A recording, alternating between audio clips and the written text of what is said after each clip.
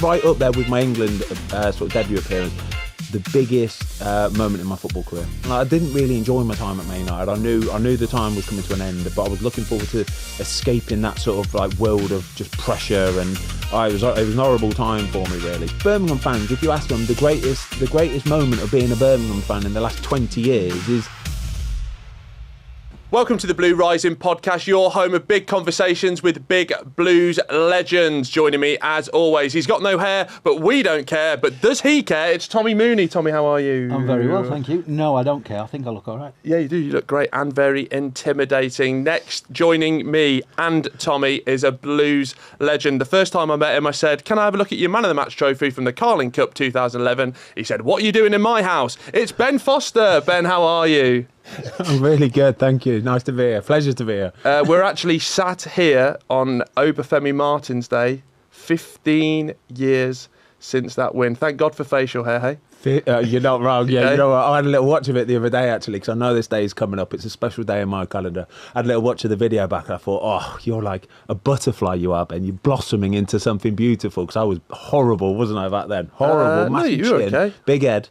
Yeah, you were all right. It was a beautiful day, It was a good day, though. Do you get a little bit jealous it's called Obafemi Martin's Day? Because, as mentioned, you did win the Man of the Match that day. No, I don't get jealous at all. I'm very thankful to Obafemi for coming on and doing what he did. I watched it, like I say, a couple of days ago, and I still get like, I wouldn't say I cry, but I genuinely get like massive goosebumps, and a big sort of like emotion just comes all over me. It's like, because for me, it's like probably the biggest, right up there with my England sort of debut appearance, the biggest moment in my football career. You've dropped that England one in there early Got to doors. drop the England one in there. You have gone early. Yeah, with you've that gone one. early doors. Yeah, but it was so special. Like, I watched it back and I was thinking, oh, that was just like, it was what a moment. It was just that we were such underdogs. Like, there was no chance we were beating Arsenal. Absolutely zero chance. We were 16-1 on the day because my dad put a bet on. He had a bet on of Ziggy to score first and us to win 2-1. He got stupid odds, and the bet come in. He was over the moon, but we were not supposed to win. Cesc Fabregas, I remember, was injured. They petitioned to get him onto the pitch to be able to go and lift the trophy for Arsenal because they were so sure they were going to win it. And then we did what we did. And if you look at the stats, I'm sorry I'm rambling, but if you look at the stats, like, don't get me wrong, Arsenal probably had the better of things, but no way did they batter us or anything like that. We had good possession, good shots on target, good shots off target. So we did so well that day. I want to go into that bit of disrespect because we had Roger Johnson on the show on Wednesday and he brought it up, didn't he, Tom, just about what you were saying with Fabregas, them turning up in tracksuits as well. Because you sort of hear that external noise of like players buying into that and really riling them up. Was that a real big factor for you that day? Yeah, we used that massively. Stevie Carr was massive on that. Alex McLeish was massive on that, of basically saying they're not taking this seriously. They think they've already won it. You know, they're already like counting their chickens, thinking they're up there lifting the trophy, whereas we did all the little details, all the prep so well, so well. Even I remember we had all our suits on and we went to the sort of the team meeting before the game at the hotel, and the manager Alex had got all sort of like Scottish heather. He had them all in this. He had them all made special sort of thing with a pin in it, sort of thing. So we all sort of picked them as we came in. We picked one by one, and we were sort of pinning them in all nice. And we all looked at absolute $1 million, and it was like real special moment for him. But all the tiny little details, I think we just did better than them on the day. Even I remember when the sort of changing room doors open and Stevie Carr's giving this incredible speech, and he's pointing at them and we're all there, like, amped up, like, absolutely buzzing, like animals, caged animals, kind of thing. And he's pointing at them and he's saying, look, they don't want it. They're kids. They don't want this. And we're like... You don't necessarily need that for a game as big, but you've got to take advantage of it, You've got to take advantage. Because I think not only did we need it, I think they saw that as well. Yeah. They saw us doing that and jumping around like caged. And it must have got in their heads a little bit. I'm sure of it. It must have got in their heads a little bit because, like I say, they've got a team of better players. Every one of them players is probably statistically, monetary-wise, wage-wise, better than all of us, right? But as a team collective, we went out on that pitch and I think we did better than them. I want to go into motivational speeches because I've spoke to you before about that day, but we had a owner at the time, Carson Young, I remember, you said he came down to the dressing room that day to give the big one-word speech? No, that was a completely different one, actually. That was. Have you got it wrong again? He's got it completely wrong. Miles off it. I just got a bit too heady. But him being in charge. Can I tell you that moment though? Yeah, that was a funny one, right? Because he was a funny bloke, wasn't he? He was a funky guy, right? And it was Fulham actually. We were playing at home to Fulham, and we were right in the trouble. We were like on the brink here, by the way. And what stage of the season was so this is right towards the end. We had already won the cup at this point, Okay. yeah. And we were, I think, maybe 1-0 down at half-time or something to Fulham or whatever it was, or even 0-0. And he's come down and he looks like Elvis, the way that he dresses. He's got his like snooker referee gloves on and stuff. And he English was just brutal. He was brutal, right? So, but he just came in front of the lads and you could see he was like shaking a bit and he just sort of went, win! He just said win, and we're all kind of looking at going, oh, we're trying. We're kind of trying, right? But yeah, he was strange guy, really strange guy. My fault, but I did need to hear that anecdote. So we'll go back to the day. Obviously, the game starts. We have the Lee Bowyer chance. Yep. That sort of was... Chance, mate? Not even a chance. It should be a red card. It should be a penalty. The game should be done and dusted by then. But we were speaking to Roger Johnson again, and we were just saying, did that almost spur you on? Because you're underdogs, and then you have that sort of sense of injustice as well. So it's just all like piling in together. Yeah. Obviously, like with hindsight, we none of us would change anything from the day. It all worked out perfectly in the end. But when you're in it, I wouldn't say it spurred us on because I'm thinking, oh, that's just not fair. Like, do you know what I mean? It's not fair. We get in at half time, we see that Bowes was onside. He should have been through 1-on-1. It should have been a red card and it should have been a penalty. And you're kind of thinking, oh, what if? And sometimes those injustices almost harm you a little bit. Do you know what I mean? When you get in and it's 1-1 at half time and you see that injustice, you think, oh no, like that was a massive chance for us. Maybe we're just not going to get another one of those chances. But in fairness to the lads, like, we were just the same all the way through the game. We started well, middle of the game we were playing well, end of the game we were playing well. Like I say, even towards the end of the game, we're pushing. Keith Fahey hitting the post late on, we're still pushing. And I just think that for us, for a little team like Birmingham City, the underdogs on the day, that's just massive credit to us. I always think when you're playing when you're the underdogs, whether it's in a big game or any game, I always think, yes, there's all the hype before, and like you say, the things that Arsenal were doing that were winding Birmingham up. But then the game starts, and it's just a game of football. Yeah. And it's like, I'm against you, I'm going to get the better of you, and if enough of my mates get the better of the rest of the team, we're going to be all right. Yeah. So it doesn't become the underdog thing once the whistle goes, it's I think. It's a nice feeling, isn't it, Tommy? It's so nice, It's almost a relief that the hype has gone. Yeah. You're looking around the stadium. I was in the stadium that day. It was a fabulous atmosphere, always is, with the Blues fans.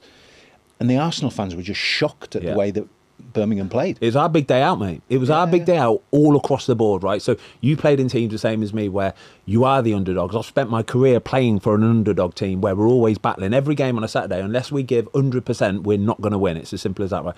And that was the same on the day. We know we've got to do it. So we're like a band of brothers who have all got to grab each other and go, no, come on, palp him up, and then we go again and we go again. And that feeling is so nice, honestly. To win like that sometimes is sweeter than anything. It really is. Like, you knowing you've got no chance. Everybody's written you off. The bookies have written you off. The Arsenal fans know it's just a procession. Surely they're going to win. And for us to do it the way we did it, like you say, is just... And the supporters are hopeful. They're not expectant. Yeah. They're hopeful. Whereas Arsenal fans were expecting. Yeah. And that's why they left the stadium pretty quick. Yeah, I know. You're not right. Honestly, the full-time whistle... I know we're sort of diverting. Sorry, lads. No, you're okay. But the full-time whistle, it's still the greatest moment of my footballing life. I promise you. The second that whistle goes, because I think we had 4 minutes, was it, of extra time, and which felt like 15. Mate, it's eternity. It is, honestly, it's an eternity. And I'm sure for you Blues fans watching, like, it must have been murder, because I watch my son play now. I watch him play rugby, or if I'm watching something I'm really involved in, those minutes are horrible. I'd much rather be involved in it because I know I can do something about it. I know what I'm doing. But when you're watching it, it's out of your hands. it's such a painful time. And we saw it through. We did really, really well. And the full-time whistle goes, and I just remember sprinting so hard. I remember sort of catching up to Stevie Carr, who was running down, and this adrenaline buzz, like, honestly, if you could bottle that just for I'd pay so much money to feel that. I was going to say that's expensive. That feeling. Expensive, mate. You pay a lot of money for that. Yeah, you really would. Yeah. I wanted to touch on some of the characters from that team because there's so many in there. But the man who scored the first goal, a man near and dear to my heart, Nikola Zigic. What was? I'm not even asked the question yet. But what was he like as a bloke, as a player? as a party animal? Ziggy was lovely. Honestly, he was. He was so lovely, and he got. I feel bad for Ziggy a little bit actually because it wasn't his fault that he got offered a ridiculous contract, right? I don't know how much you knew about his contract, right? But I think he signed a 4-year deal when he signed, right? And the money went up every year. So he signed. So he signed for a lot of money. He signed on a big wage, and his wages went up every year. Regardless, even if you got relegated, they're going up every year, right? So his agent was Harry Potter. Yeah, he was a magician. Honestly, and I remember thinking, like, we got relegated, and I remember thinking, like, Ziggy, you're going nowhere, mate. Nobody is going to want to take these wages on. Nobody's really going to pay that transfer fee for you. But you were a lovely bloke, like you were a lovely bloke, and I can't feel like he should have given that up because he knows he's never going to get that money ever again. So he was in a real catch-22 situation. It was horrible for him. But all I know is he was a lovely guy. He was such a big, old, gentle giant. He had a horrible little snap in him when he needs to. But I just think everybody has and needs to have. Yeah.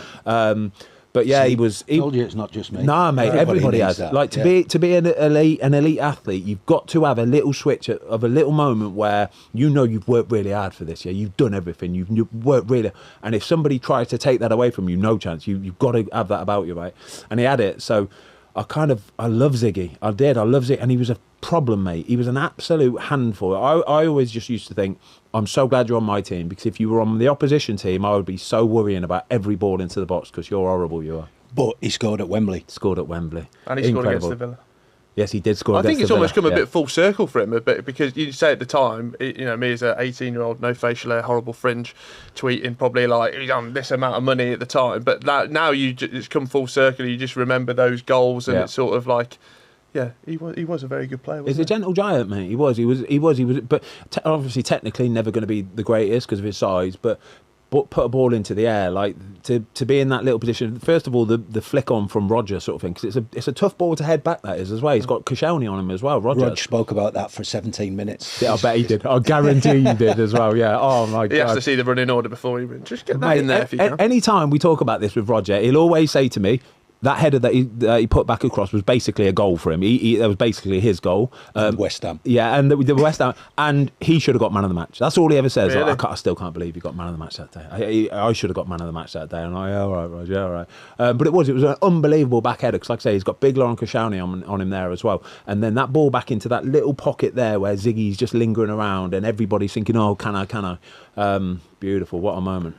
Speaking of moments as well, the goal goes in from Obafemi Martins, and then one of the moments that's gone down in history as well is the Barry Ferguson. Would you call it a push or a slap? It's a little soft slap. But I always think that thing's just so blown out of context from like Arsenal fans obviously not having it right that day. He's literally just giving a little shove on the way back. Have that, mate, and crack on, isn't it? It's a little shmush, isn't it? It's not a slap. Shmush. I like shmush. That. It's like a move out of the way, unlucky. We're going to take this win. Thank you very much. I know what they're saying. It's a little bit disrespectful. It is, but I think at that moment it was just so sort of. You have to remember when that emotion hits. Yeah. You do things that are slightly out of character. I'm not saying a little shmush. Fergie's got 2 broken ribs here at this point, by the way. Do you know that? No. He broke his ribs in the game, yeah. He broke 2 ribs in the game. But he carried on playing the whole game as well with 2 broken ribs. Fair dues to Fergie. I don't think I've ever heard that. Yeah. Obafemi Martins, what was he like?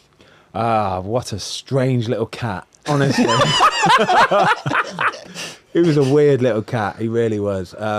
He had the diamond spinners on his diamond spinners. I was literally. I remember seeing them at the training ground. Going, he must be a player, mate. This car he had. I was literally going to say the car. So the first impression of him, he turned up in this Mercedes. I think it was an SLR, was it, or SL something, like the expensive one. They're like, I remember at the time they're like 200 grand or something like that, with these chrome spinners. Right, I'm thinking like, is he a rapper or something like?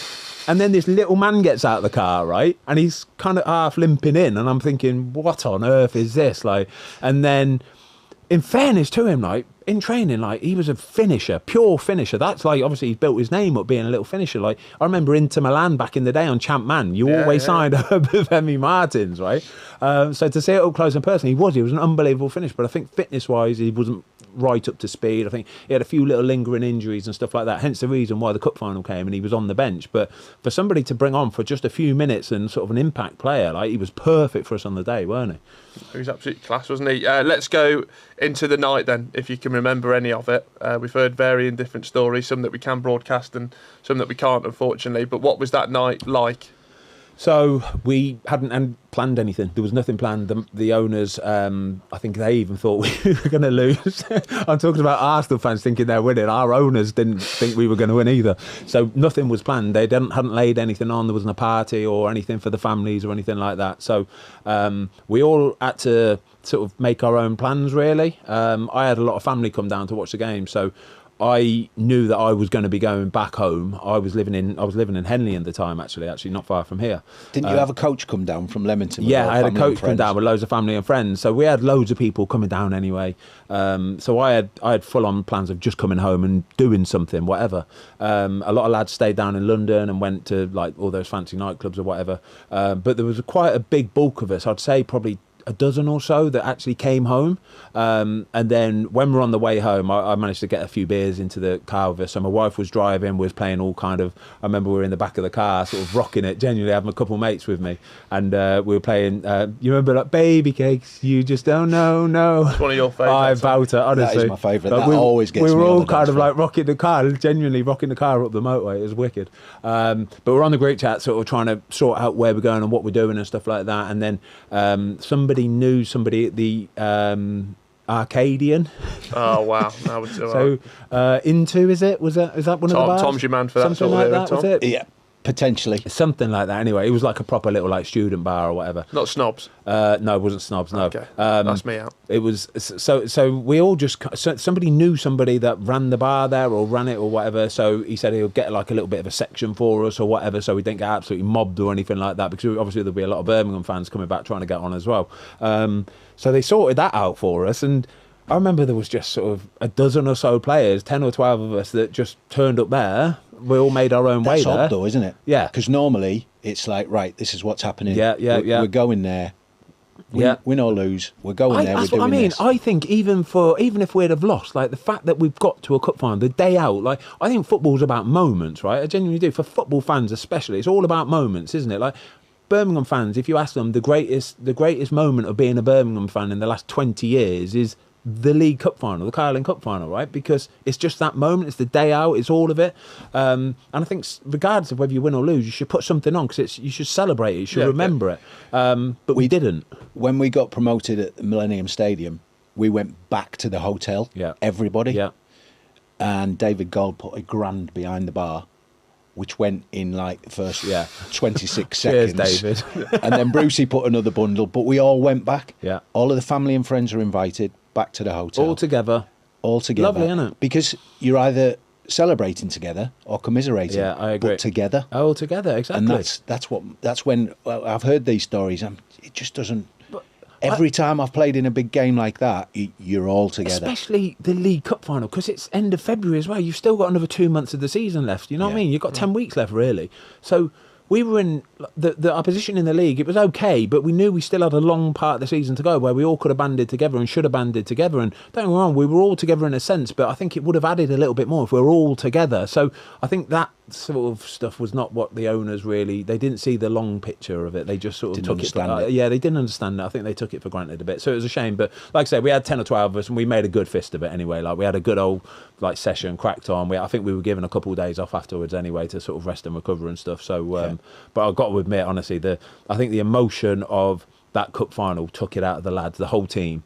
The fact we got relegated was a shambles, by the way. We should never have got relegated because we had a real good team.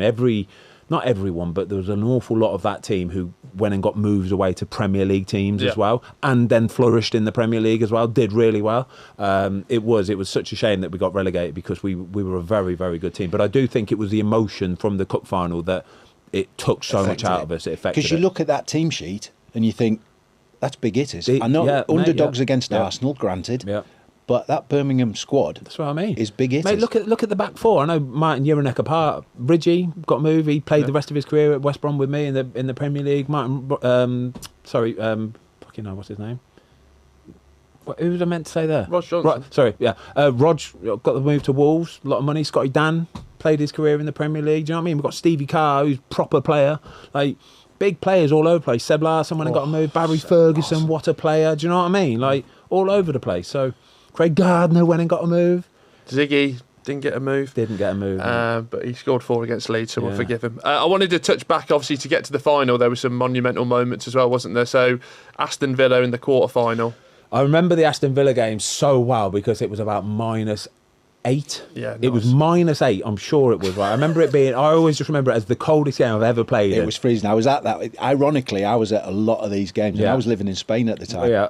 Oh, that would have hit hard coming and It was watching hard. that one then. But I brought my son back to watch the Villa game, Yeah. and then ended up shielded him in the Cop car park because it was running riot. It was And I had him pinned against the car God. just to try and cover him up. I just remember seeing flares getting thrown and stuff. I was thinking, Jesus Christian, this is unbelievable. But Is yeah, that, it was is just. that like one of the most raucous atmospheres you've played? Yeah, the Villa Blues games were always like, yeah, they were right up there as naughty. They were, to be fair, they were good. Like, I loved playing in them games; they were class. And I think winning that one for us was one deserved, but two, it was a lovely feeling to do that along the way. And I think once we got to the semi-final off the back of it, we felt like we had to do it. Really, we had to do it. Do you know what I mean? I know the away fixture was horrible, and I don't like to remember the away game against West Ham because I let one dolly through my legs. But fair play to the lads on the reverse because it was two legs. The second game at ours against West Ham. Oh my God, what a game! By the way, absolutely what a game. Do you think momentum was building off the back of that Villa game? Because it's sometimes difficult with the Carling Cup, isn't it? Because the FA Cup's the FA Cup, and everybody's talking about that. But the Carling Cup, when you get to the later stages, I lost in 2 semis, and that still hurts me. Yeah.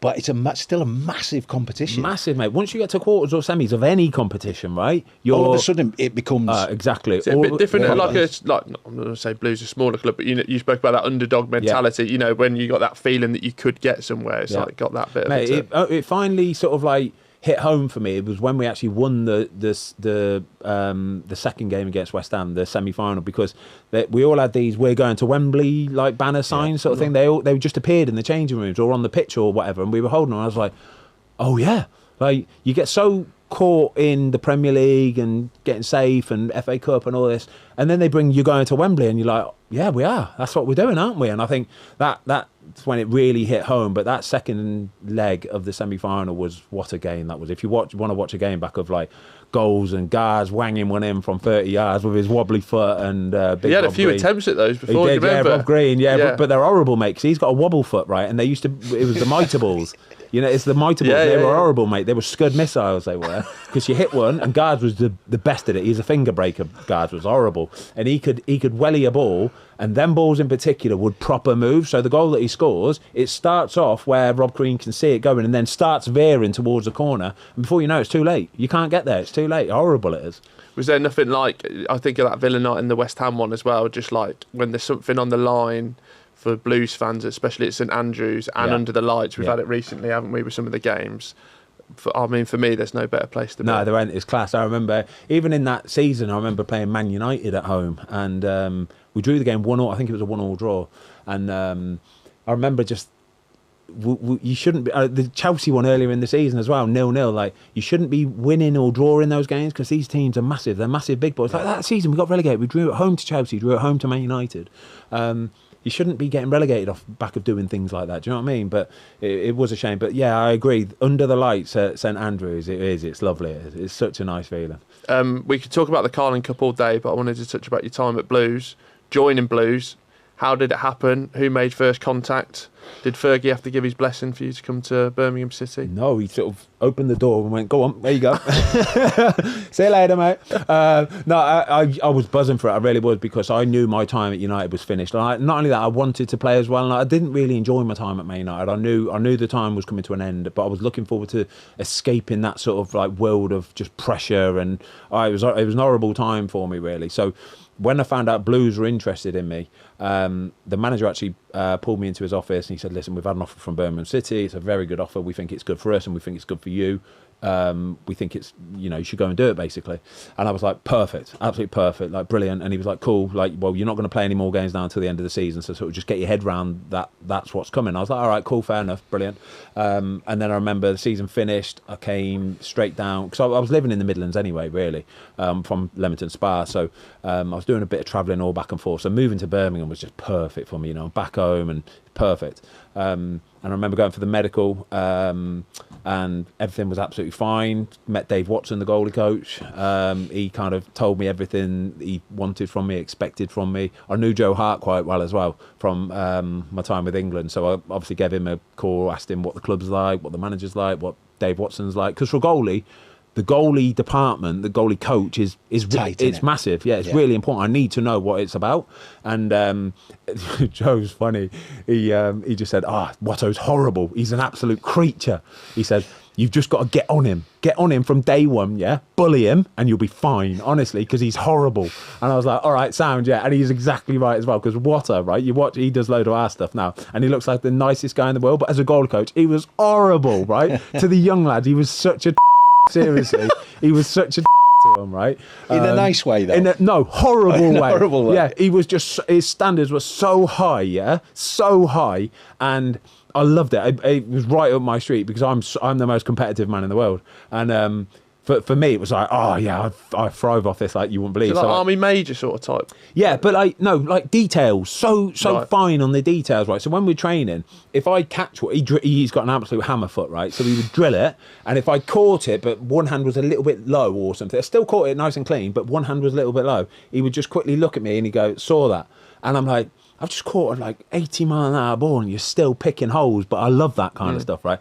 And there were young lads who probably weren't as technically good as what the senior goalies were, and they probably weren't able to do the things we were to do. And he just held everybody to the same high standard, so he would come for them. But that detail, I loved it. Is why he's so good at what brilliant, he did. mate. Yeah. Absolutely brilliant. We thrived off it. Like I said, when he went and got the England goalkeeper coach job, me, Joe Hart, Fraser Forster, we all went off, and it was just every day a competition. I just loved it. He was such a good guy to work for. I love Watto to bits. But yeah, that was it. I met all of them, and it was just a no-brainer, really. And I remember walking in on day one and just thinking, this is what a lovely club this is. Like, all the lads were fantastic. Like I say, you go through that team sheet of the players that we had, just brilliant lads. They were really brilliant lads. I think having a core and a spine of hard-working British players is massive for any, especially a team like us, massive. Because you were at Manchester United for such a long time. What was there like notable differences in quality sort of when you come to a place like Birmingham? Obviously everyone's working the same and working really hard, but like what were the big differences? Really, to be fair. Ronaldo, Scholesy, Giggsy, there's no difference whatsoever. You're taking the piss. It's Giggsy, Scholesy, Ronaldo, Rooney, Ferdinand Vidic, like the best players in the world. Yeah, but mate, we had Seb Larson, Keith Vardy, Lee Bowyer, Barry Ferguson. There are alternatives. Yeah, but he'd gone from Stoke with Mooney. Yeah, true. Yeah, exactly. Yeah, that was the pinnacle. It could well be. Yeah, it could be well be. Do you know what? This is like surreal for me, because we played together. What were you, 18? Kid. At Stoke. Yeah. I was on loan at Stoke How from old were you? Birmingham. I was 46. He still looked the same. I was going to say, that's what he looked like back then. Honestly, that was 30 years ago, and he still looked the same. You had that? Did you have the pencil moustache thingy then, or was it the full facial hair? You're getting me mixed up with Lee Carsley. No, you had the little He is, isn't he? You had that little one there. Thomas Gravison. That's No, his name. no. I've seen the pictures, and you know what I'm talking about. Marcus Hanneman is thinking of, isn't he? That's a great He's shot, just that is. bald head with a beard. No, you had it. There's one. I'll dig it up. We'll overlay it in here. It's a lovely bit of facial hair. Yeah, well, when you haven't got a fringe, you wouldn't know. You shouldn't have a fringe. But you start to play with the beard a little bit. Yeah. I was just trying I'm to not do having a go. something different. But anyway, Don't take it as I was saying, Ben, like 3 months at Stoke, you were in and out of the team, weren't you? Because you were so young. Yeah, I was with out on that. I was cuts, doing all sorts, yeah. with cuts. But I knew that if it was on his left foot, he could hit the badge and Yeah. just drop it in on my Yeah. chest. And I used to say to Tony Pulis, like, that's what we need. That's the first when we talk about it now with Allsop. Yeah. The way you can ping it in yeah. and drop it on somebody's chest. And it's been great for me to watch what you've done throughout it. But now we can't shut you up. Then it was like, is he all right? Yeah. He's not speaking. Different, because you were such a young You're kid. such a young kid. You're wet behind the ears. But to be fair, I think that, like, I loved the way that was back in the day. You were so scared of the senior pros. Like, you were. I was so scared. I remember I used to come near the first team changing rooms, right? And if hello, hello. Like, you would never say boo to a goose. Nowadays, you get these kids bowling on their phones, mate. You get 18-year-olds walking in just going, yeah, In whatever. white sliders. Mate, honestly. It's Tom's big. We've had a few in here, yeah, haven't I we? totally agree, mate. I totally agree. Sloppy as heck it was. Yeah, but haven't they got these, like, transformative, what were the ones Damari Yeah. were wearing the other day? I'm not having that. So Sorry. just to round up, you officially saying that Cristiano Ronaldo is better than Seb Larsson? Because you just remember where you sat. Right, so that's what. But I was going to come on to this. What I meant to say was, right, obviously, You're backtracking. right, you're talking about some of the best players in Premier League era, like Seb Larsson, that yeah, Man big time. United team. Oh, sorry. right? Sorry. But so when you come to Blues, like things are different. You can't rely on your ability. You can't rely on your technical skill. You have to have something different. You have to have a big 6'7" striker who you can lump it onto, or you have to have a team ethic, a work ethic, and just try and do it a bit differently to what the big teams do. Because It's getting the best out of what you've got. Getting the best out of what you've got, and that was. I think I enjoyed that more, though. I enjoyed being a bit more of an underdog where you all have to band together and it's like 110% every game. You've got to scrap or else you're going to lose. It's as simple as that. Was Watto the big driving force? Because in terms of like the keepers we've had, including yourself, Joe Hart, and then Jack Butland and some others as well, was he a big driving force in that time for like, you go there, you get drilled, you get better quality? Yeah. Was he a big force? Massive. Honestly, what Watto did for all of us was phenomenal. Like the standards were so high. Like Jack was obviously, he was an 18-year-old when I signed for Birmingham, and I remember just thinking, geez, mate, you've got everything already. Like, he was 6'4", 6'5". We used to go in the gym in the mornings before training. We'd do like strength bits and bobs, and he was stronger than all of us. Like, he could jump. He had this silly thing, right, where you know those horrible panels in offices and stuff that lift up? Yeah. They're like foamy kind of thing. Polystyrene ones. Yeah, on polystyrene roof ones, tiles. right? It was about, I don't know, it was like 7.5 foot in the air. Like, you could literally just about, if you like reach, you could just about touch it. He was able to like just jump, like standing, and head it. Like, he was so, his spring was a joke. We used to just watch and just think, oh, mate, like, if you've got a bit of that in between your brain, you can go on and do whatever you want. Genuinely, you could. But he had Watto drilling him as well, because we had a couple young lads, and like I say, he would go after the young lads like you wouldn't believe. But even Watto knew that Jack was different. He was special because he could do what we could do already at 18 years old. It was class. He pushed us so hard. It was wicked.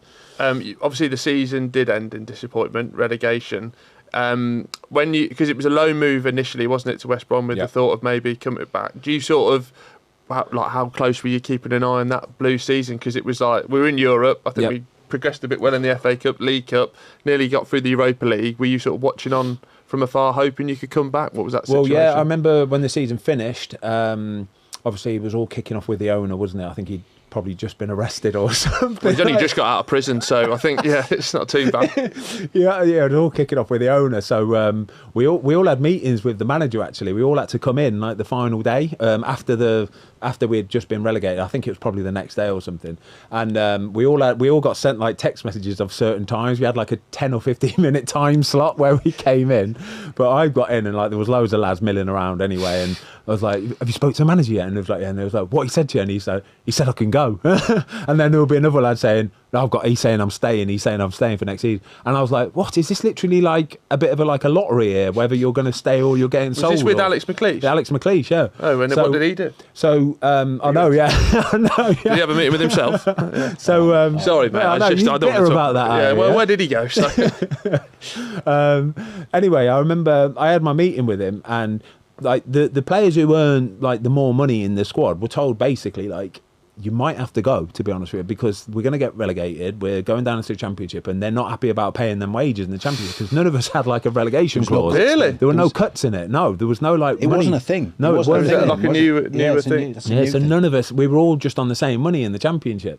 And so I've had the meeting, and he said, Ben, listen, honestly, mate, he says, we've got a list of players, and the top sort of however many earners, 6 or 7, or he said, we're probably going to be selling you. He said, so if you and your agent can do some work in the summer, try and find a team or whatever, then, you know, I think the club will probably sanction it, to be honest with you, because that's just what they're telling us. So, that we went away, and like we spoke to West Brom straight away, and it's perfect for me because it's just up the road. Yeah. But they didn't have the money, I don't think, at the time to necessarily just make the deal permanent, to go and pay the money straight away. So they said, right, we'll take you on loan for the season. And then Birmingham was like, cool, we'll agree to that, actually, because that suits us gets me off the wage bill. But if in the meantime Birmingham get promoted, I come back to Birmingham, we're back in the Premier League again, and we start again.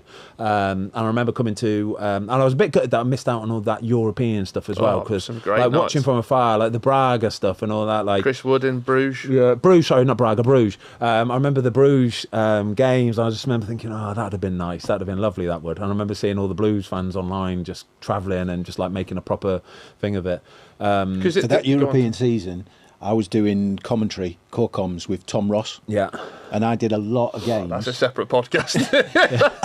I did a lot of games, but they wouldn't take a co-coms for the away games in Europe. I was screwing. Fuming. Absolutely screwing. So I did the home games. Yeah. No Good. away games, no away trips. No, that was good. It looked really, really good. It did. So I was a little bit sort of like, oh. Because that season, obviously, we got to the playoff semi-final. Yeah, I remember coming to the Blackpool game. Are you like in situ for like you don't know where you ended? Yeah, so up? I remember coming to the Blackpool game and watching and thinking. Were you cheering or were you? Well, I want to come back. I'm happy at Birmingham. I love Birmingham. I love West Brom. In fairness, like I was a bit of a kind of like either or. It's really. a win-win for you. Really, yeah, it's a win-win. It? I wasn't too fussed either way, to be perfectly honest with you. But I remember watching the Blackpool game and didn't go the way we wanted, obviously. And then I kind of knew it was what it was really. So I just sort of went away at the end of the season, went on holiday. Our season had finished at West Brom, and then because I think I got Player of the Year that season for West Brom as well. So I was kind of like, So I was like, I'm on trial though, aren't I? Do you know what I mean? I think I got it at Blues as well this season. You did, before, yeah. I'm man of the match in the Carling Cup final. I'm man of the match, yeah. So anyway. So yeah, I done well at Birmingham. I was just letting it fly. I done well at West Brom, and I was fairly sure they were going to make it permanent, to be honest with you. And I think they struck a deal with Birmingham, and that was it. The deal was finalised. Obviously now, Birmingham City. You obviously finished your career at Wrexham. Yeah. There's the Birmingham. What did we end up with? Hollywood Derby. Hollywood Derby. Just from a sort of that perspective, what have you made of it all, especially League One? Because we were talking about it the other day, weren't we? Of like the amount of eyes watching a League One game with Brady, Beckham, Gary Neville, Mark Goldbridge was there, Brazier was there. You were there. Were you there? Well, some of them. No, you must have been there. No. But like, what do you make of it all? It's class. It is. It's class. It's I'm so happy that Blues are back to where they should be. You know, they're knocking on the door now as well. Obviously, we're recording this now a couple of days after a disappointing defeat to Millwall, but other than that, I think Blues have just been consistently good this season. It's going to be interesting end to the season because I think there's a few teams really picking up a bit of form now, and it's going to be whoever can put a bit of a string of a run together to see who gets in the playoff. But which is always the case. Which is always the case. It always is. Like Southampton out of nowhere, have like suddenly just gone on this crazy run. So. But I just love seeing like Birmingham do well. I really do. They've got a special place in my heart. They always will do. There's certain teams I always look out for. West Brom, first and foremost. Birmingham, Wrexham.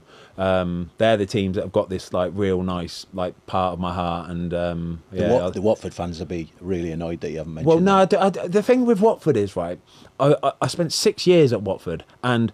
I loved being there and I loved the lads, but I hated the way the club was run. Yeah? And that leaves a bad taste in my mouth. And I still see the way the club's run today. And I'm going on a rant here, but I see the way the club's run today. But there's similarities, isn't there? Because during your time, the club was here at Birmingham was run like that. Yeah, I know. And now we've got an ownership that cares. Yeah, exactly. And can do what they say they're going to do. It's massive. You get a buy-in then from everyone, from the fans, from the players, from the staff. Everybody buys into that and you can feel it, and it's nice to be part of a family that does it properly. So yeah, that's why I've always got real fond memories of my time at Birmingham, at Wrexham and West Brom. Is that because I think as fans sometimes we underestimate how much like an owner, or obviously especially here with like Tom Brady being able to pick up the phone, you had it with Rob and Ryan as well, don't you? How much of that does make a difference? Yeah, massive, because the way some clubs and the way like we talk about Watford there, like they do some real kind of underhand stuff sometimes that really affects you as a player. And they were imposing sanctions on us when we were in a relegation scrap. They were trying to get us in hotel half the week from a Wednesday night, Thursday night, Friday night before a game on a Saturday because we had lost the week before. It was almost like it was run on emotion. Yeah. Ran on emotion. It was like, right, we'll show them, we'll punish them and put them in the hotel. I'm thinking, that's not going to do anything for us. Like, that's not how you do it.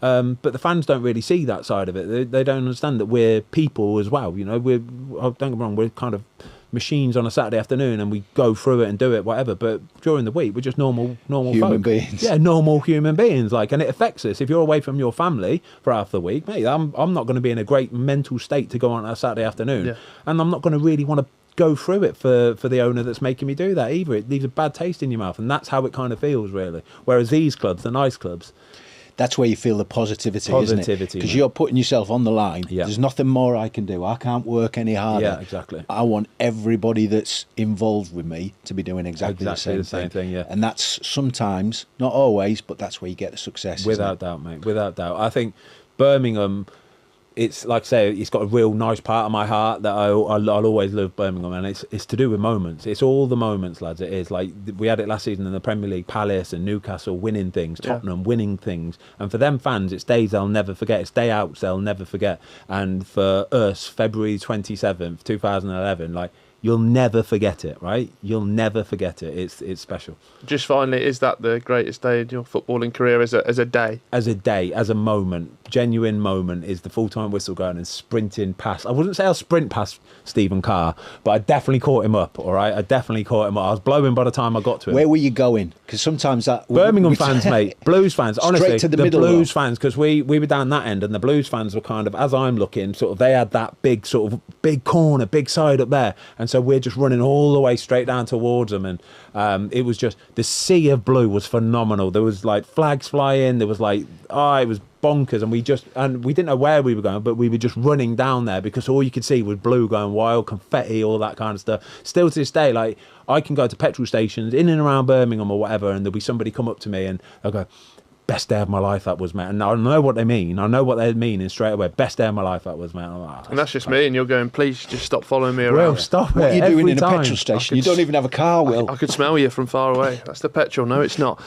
Ben, thank you very much for joining us. Cheers, lads. Thank you. Probably see you again in 15 years to do it all over again, if that's all right. Cheers, lads. Pleasure. Cheers. Brilliant, mate. Thanks, Simon.